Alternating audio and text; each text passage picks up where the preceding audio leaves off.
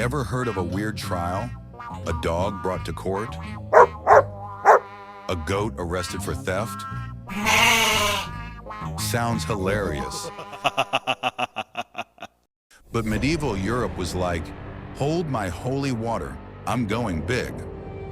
In 897, a pope, yes, an actual pope, was dug up from his grave, dressed in full papal robes and put on trial.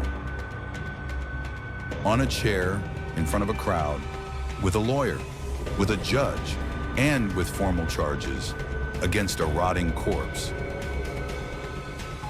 This isn't Monty Python. This is the Cadaver Synod, and it really happened.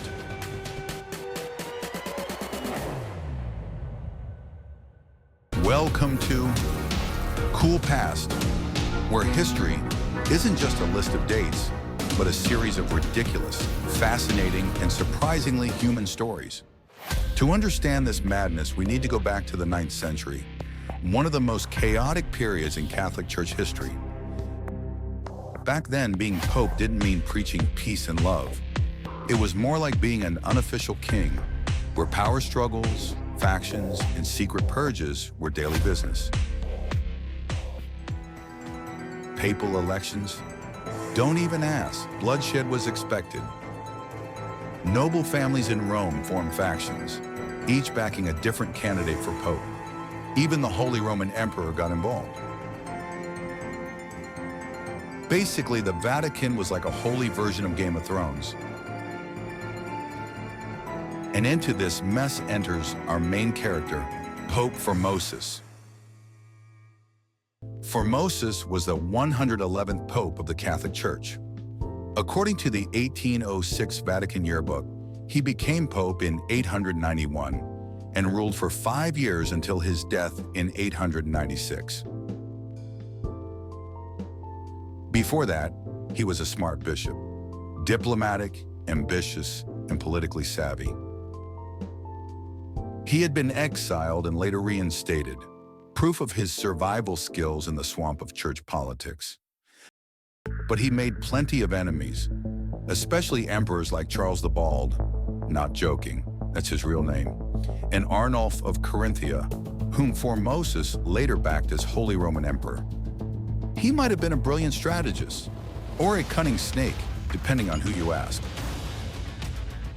When he became Pope in 891, the church was a hot mess. He tried to restore its authority, meddled in Italian politics, and changed alliances, a huge no-no back then.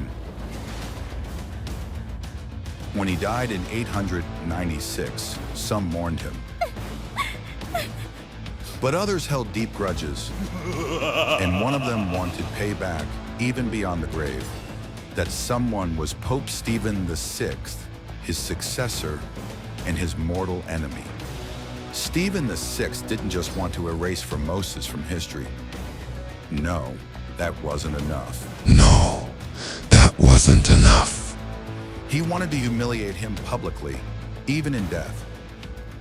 So in early 897, Pope Stephen VI ordered Formosus' corpse dug up. Oh my God. After nearly 9 months in the ground, and definitely no longer fresh. The corpse was dressed in full papal robes and placed on a throne in the Lateran Basilica, the religious power center of the time. To keep things dignified, 2 monks stood on either side, holding the corpse upright so it wouldn't slump over. Stephen VI even appointed a defense attorney for the corpse. The lawyer, according to records, sat silently for the entire trial, possibly speechless, possibly traumatized, or both. Stephen VI charged Formosus with illegally becoming pope while still holding another bishopric, violating church laws, betraying the faith and the church.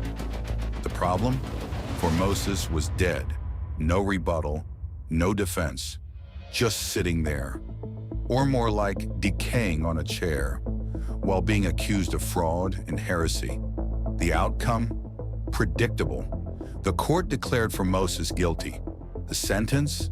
All of his acts, decrees, and titles were annulled. But that wasn't all. What? As an extra punishment, Stephen VI ordered 3 fingers cut from Moses' right hand, the ones he used to bless a people. Oh my God. Then his corpse was stripped of its robes, dragged through the streets, and thrown into the Tiber River. How did people react? They were horrified. Even in power-hungry Rome, this was way too much. Whispers spread among nobles and clergy. Is this Pope insane? A rebellion quickly followed. Stephen VI was arrested, thrown in prison, and a few months later, he was found strangled to death. The next pope immediately reversed the Cadaver Synod, restored Moses' reputation, and banned trials against the dead forever. A little late, but better than nothing. Why did this madness happen? Because back then, even death wasn't the end. Power, hate, and reputation lingered, even in a decomposing corpse. This is a lesson in how power without limits can go completely off the rails. It doesn't just corrupt the living, it drags the dead into its twisted game. And if you think this stuff only happened in the Middle Ages, maybe check the headlines from last week. And that's the 100% true story of a trial so bizarre, a dead pope was treated like he was alive. It sparked chaos, death, and left a stain on church history that won't wash off. So next time someone annoys you, just wait until they die to sue them. Seems pretty effective. Sometimes history gets so weird, it feels like you're watching a zombie horror movie. But nope, this actually happened. It's real. Real enough to give you goosebumps and maybe nightmares. If you enjoyed this story, subscribe and ring the bell to join us for more bite-sized time travel on Cool Past. Because here, we don't just study the past, we feel it, one epic misadventure at a time.